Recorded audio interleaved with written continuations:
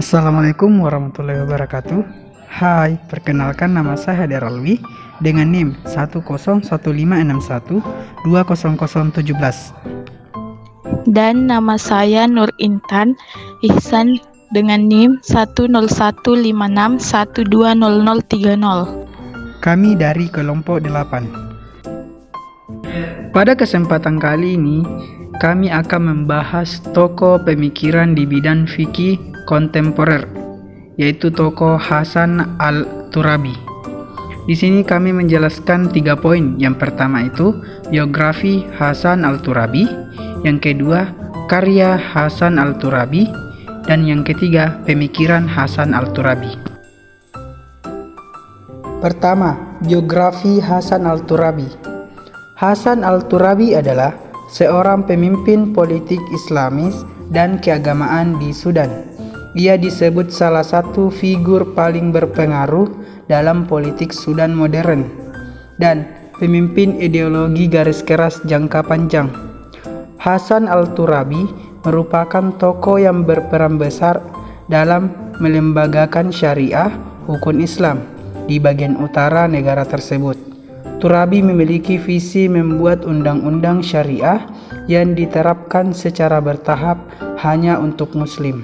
Turabi lahir pada 1 Februari 1932 di Kassala, Utara Sudan, dari seorang syekh Muslim Sufi dan meraih sebuah pendidikan Islamis. Sebelum datang ke Khartoum pada 1951 untuk mempelajari hukum dan bergabung dengan Ikhwatul Muslimin sebagai seorang pelajar. Ia lulus dari Sekolah Hukum Universitas Khartoum pada 1955 dan juga belajar hukum di King's College London, Inggris, dan di Sorbonne, Paris, di mana ia meraih gelar PhD pada 1962. Karir politik Turabi dimulai sesudah selesai kuliah. Ia bergabung dengan Front Islami Center, cabang Ikhwanul Muslimin Sudan dalam waktu singkat, cuma 2 tahun. Front Islami Center menjadi kelompok politik yang besar. Turabi menjabat sebagai sekretaris jenderal di sini sampai 1964. Yang kedua, karya Hasan Al-Turabi. Hasan Al-Turabi dipandang merupakan tokoh gerakan Islam internasional dan pemikir besar Muslim. Kontribusi karyanya dalam konstelasi pemikiran Arab hingga Islam modern berawal dari Women in Islam dan The Prayer yang terbit di akhir 1960-an dan The Islamic Movement in Sudan 1989.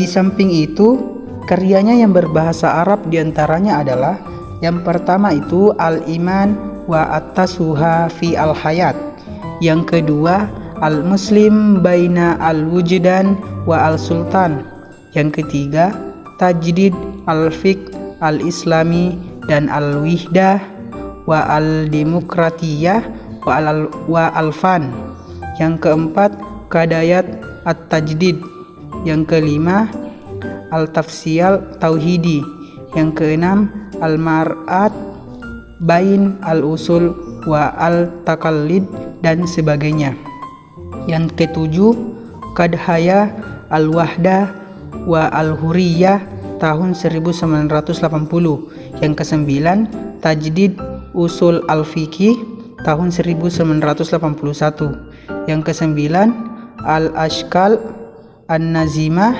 li Daulah Islamiyah Mu'asirah tahun 1982, yang ke-10 Tajdid Ad-Din tahun 1984 Masehi, yang ke-11 Manhajiyatu At-Tashri' tahun 1984, Manhajiyatu At-Tashri' tahun 1987, dan yang terakhir ke-12 itu Al-Mustahalah As-Siyasiyah fi Al-Islam tahun 2000. Yang ketiga, pemikiran Hasan Al-Turabi. Hasan Al-Turabi mengusulkan perluasan makna kias dan istishab. Menurut Al-Turabi, sebenarnya pengertian kias luas sekali, mencakup makna lepas af dan makna teknis yang harus dipatuhi oleh para ahli fikih dalam menyamakan hukum fard dengan hukum as, karena memiliki alasan hukum illah yang serupa, syarat hukum asal, hukum cabang, dan tujuan hukum. Berbagai persoalan hukum juz'iyat dalam kias harus diperluas dengan menentukan sekumpulan nas dan mengambil konklusi tentang tujuan atau kemaslahatan agama dari berbagai situasi dan peristiwa itu.